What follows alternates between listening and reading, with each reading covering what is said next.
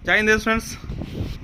Monetary का एक और इम्पोर्टेंट वीडियो लेकर आया हूं जो काफ़ी हेल्पफुल होने वाला है आप लोगों के एग्जाम के दृष्टि से। ठीक है, चलिए आज का पहला क्वेश्चन है, मुद्रा का जो प्रारंभिक रूप है वो क्या है। तो मुद्रा का जो प्रारंभिक रूप है वह है वस्तु मुद्रा। मुद्रा का जो प्रारंभिक रूप है वो क्या है, वस्तु मुद्रा। आगे है, मुद्रा भावी भुगतानों का आधार है। मुद्रा का यह कार्य किस वर्ग में आता है। मुद्रा भावी भुगतानों का आधार है। यह मुद्रा का कौन सा कार्य में आता है, तो सहायक कार्य में आता है। आगे, अर्थशास्त्रियों के दृष्टिकोण से मुद्रा की परिभाषाओं को कितने भागों में बांटा गया। अर्थशास्त्रियों के दृष्टिकोण से मुद्रा की परिभाषाओं को कितने भागों में बांटा गया है। तो अर्थशास्त्रियों के दृष्टिकोण से मुद्रा की परिभाषाओं को 3 भागों में बांटा गया है। ठीक है, और बांटने वाले जो थे वो प्रोफेसर किनले थे और प्रोफेसर केन्स 4 भागों में बांटा था। प्रोफेसर किनले, ऐसा भी पूछ सकते हैं, प्रोफेसर किनले ने मुद्रा को कितने भागों में बांटा। तो प्रोफेसर किनले ने मुद्रा को 3 भागों में बांटा और प्रोफेसर केन्स ने मुद्रा को कितने भागों में बांटा, तो 4 भागों में। ठीक है, और अगर सिंपल सा पूछे जो अर्थशास्त्रियों के दृष्टिकोण से मुद्रा की परिभाषाओं को कितने भागों में बांटा गया, तो आप उसका उत्तर 3 ही लिखिएगा। जब केन्स पूछ दे तब 4 आप लिखिएगा। ठीक है, मुद्रा का जो है प्राइमरी वर्क क्या है, मुद्रा का प्रारंभिक कार्य क्या है।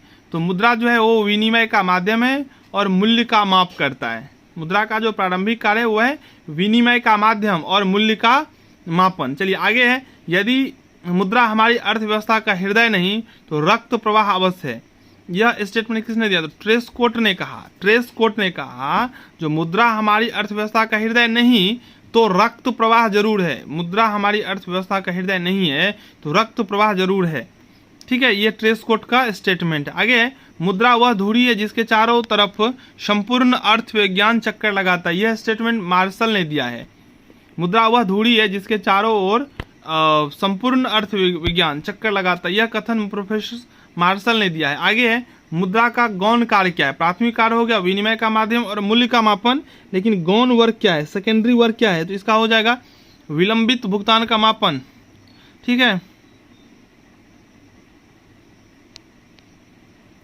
और इससे होता है समाज में आर्थिक विषमता बढ़ जाता है। आगे, मुद्रा का आकस्मिक कार्य क्या है। मुद्रा का आकस्मिक कार्य है सामाजिक आय का वितरण।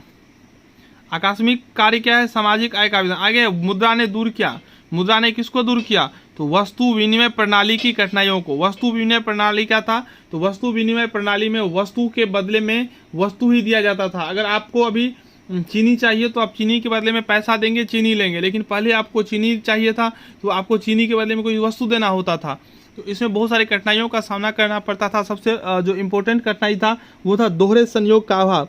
मतलब आपको जो चाहिए वो दूसरे के पास होना चाहिए, और इतना ही नहीं, उसके पास उनका जो ज़रूरत होगा वो आपके पास जो हो वो ज़रूरत होना चाहिए। सपोज कीजिए, मैं एक एग्जांपल के थ्रू समझाता हूँ।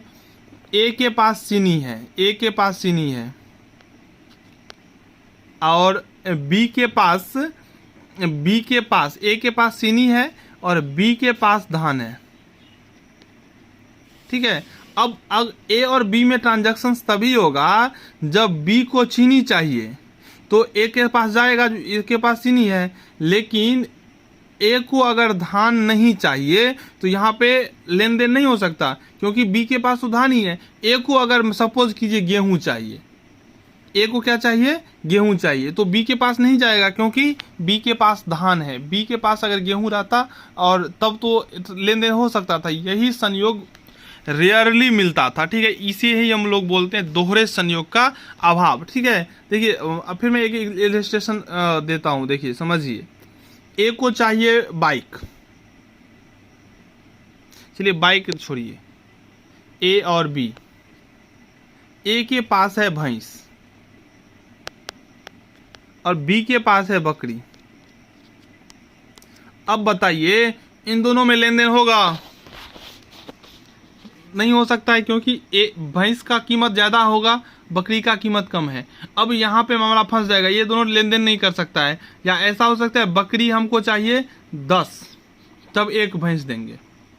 ठीक है ना, तो ये हो सकता है। जनरली इसका मूल्य तो डिफाइन हो ही नहीं पाएगा। तो यही सब अभाव था वस्तु विनिमय प्रणाली में, जिसको मुद्रा प्रणाली ने क्या कर दिया, दूर कर दिया। तो यही पूछा, मुद्रा ने दूर किसको किया, तो वस्तु विनिमय प्रणाली की कठिनाइयों को। आगे है, मुद्रा वह है जो मुद्रा का कार्य करती है। यह कथन है प्रोफेसर हार्टले विदर्स का। प्रोफेसर हार्टले विदर्स का कहना है जो मुद्रा वह है जो मुद्रा का कार्य करता हो। प्रोफेसर हार्टले विदर्स का कहना है मुद्रा वह है जो मुद्रा का कार्य करे। आगे है, मुद्रा की सर्वग्राह्यता का वास्तविक आधार है।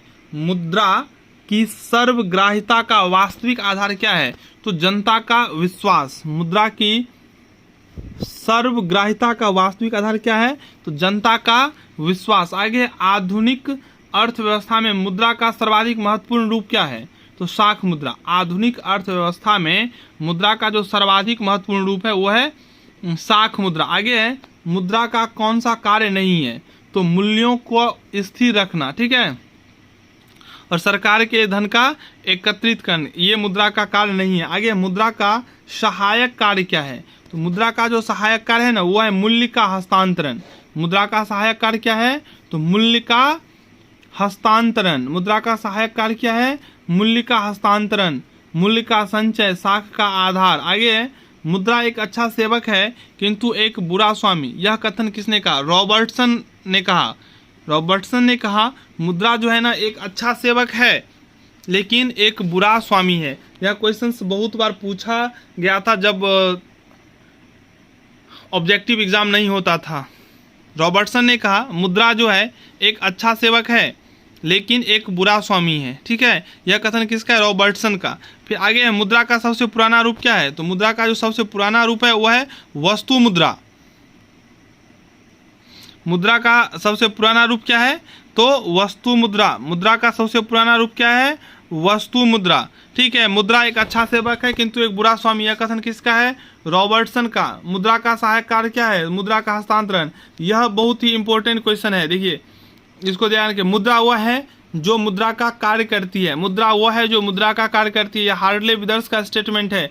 मुद्रा वह है जो मुद्रा का कार्य करती है। आगे है, मुद्रा ने किसको दूर कर दिया, वस्तु विनिमय प्रणाली को। ये आपको पता ही होगा, ये क्या। आगे है, ये बहुत ही इंपॉर्टेंट क्वेश्चन है, मुद्रा वह धुरी है जिसके चारों तरफ संपूर्ण अर्थविज्ञान चक्कर लगाता है। मुद्रा वह धुरी है जिसके चारों तरफ संपूर्ण अर्थविज्ञान चक्कर लगाता है, इसको ध्यान कर लीजिएगा। फिर ये है बहुत इंपॉर्टेंट, यदि मुद्रा हमारी अर्थव्यवस्था का हृदय नहीं है तो रक्त प्रवाह जरूर है। यह स्टेटमेंट किसने दिया, यह स्टेटमेंट रेस कोर्ट का है, ठीक है। तो इस वीडियो में इतना ही। अगर आपको अच्छा लगा हो तो वीडियो को लाइक और चैनल को जरूर सब्सक्राइब कर लें और इस वीडियो को अधिक से अधिक अपने फ्रेंड्स तक पहुँचाएँ, शेयर करें ताकि उन्हें भी मदद मिल सके, ठीक है। और यह चैनल इसलिए बहुत महत्वपूर्ण है क्योंकि कॉमर्स का बहुत वीडियो इस पर अपलोड होता है। पार्ट 3 में भी वीडियो अपलोड होगा और आगे भी अगर आप कंपटीशन में जाते हैं तो यह चैनल आपको हेल्प करेगा। आपको जो भी ज़रूरत हो, जो भी जानकारी चाहिए वो आप कमेंट में बताइए, मैं आपके लिए उस पर वीडियो बना दूंगा, कमेंट सेक्शन में समझा दूंगा। अगर आपको हमारे व्हाट्सएप ग्रुप से जुड़ना है, अगर आपका इच्छा हो तो आप ज़रूर उस ग्रुप को ज्वाइन कर सकते हैं, उसका भी लिंक इस वीडियो के डिस्क्रिप्शन में होगा। तो अभी के लिए इतना ही, मिलते हैं नेक्स्ट वीडियो में। अभी तब तक आप सारी वीडियो को देखते रहें, धन्यवाद।